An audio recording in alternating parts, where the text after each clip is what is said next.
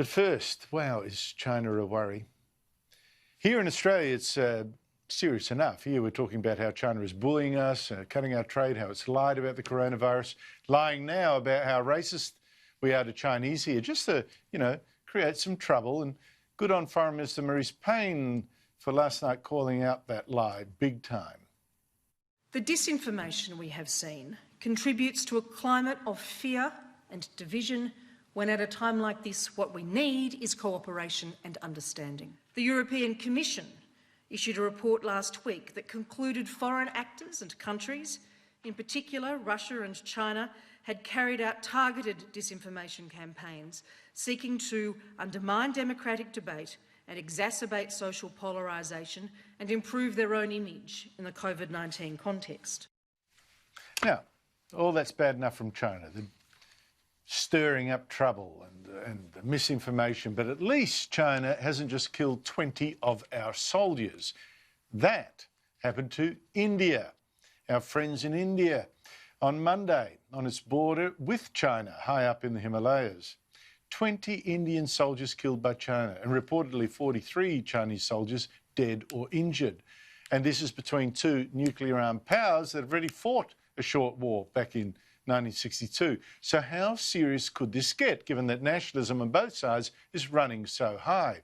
And when a former Indian Army Chief of Staff says that this latest battle was caused by China ordering its troops across the border to create a distraction for dictator Xi Jinping. When a boxer gets into a corner, he gets bashed. He's being bashed by what the Taiwan issue is, what the Hong Kong issue is, what the COVID, the whole world is looking at China, right, accusing them of having spread this. So he is cornered from all sides. He thought, let me distract attention.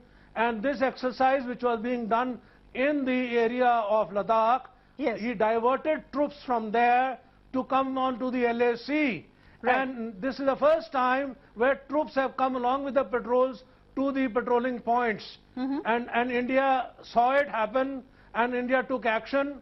And in fact, if you ask me frankly, intention of the Chinese is quite clear. For them to say India is the aggressor is a joke.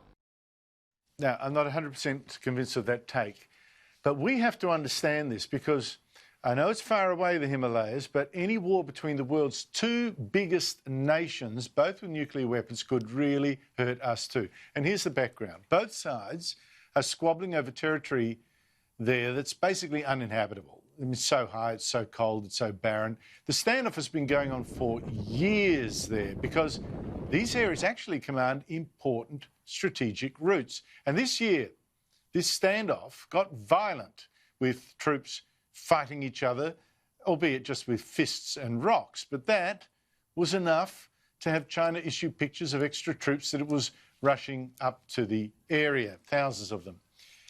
But this time, the fights really got out of hand, obviously, although India and China are now officially trying to play it down a bit.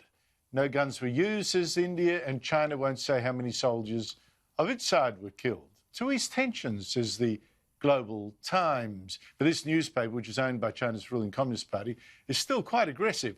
It blamed the arrogance and recklessness of the Indian side as the main reason for the tension and warned that some Indian people mistakenly believe their country's military is more powerful than China's. Now, I don't know where this is going to go. I mean, China's foreign ministry is officially keeping it cool, but not keeping it friendly. It's blaming India, but it is saying this can be sorted out. But I tell you what, these things that most Australians don't look at, they don't pay attention to, that's out of our attention span, it's a warning. China is dangerous. And you've got to ask yourself, how many fights is China going to pick here?